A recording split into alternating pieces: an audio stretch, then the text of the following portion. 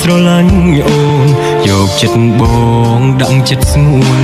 កុំយល់តែអារម្មណ៍ខ្លួនឯងផ្ដេចចាំដល់បាយទើបថាមិនសាកសមបើសិនគ្មានពាក្យសន្យាក៏គ្មានអ្នកណានៅរងចាំលំកុំពងរៀនស្មោះ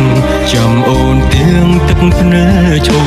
តែចិត្តញឹមនៅមិនបដូរស្អប់អូនមិនបា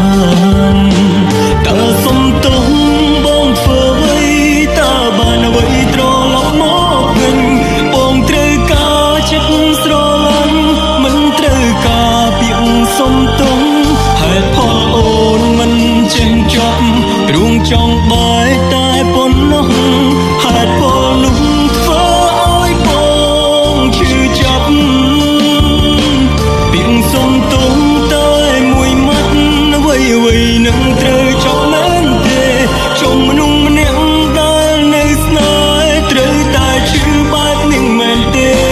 យុទ្ធទេធោនៅត្រង់ណា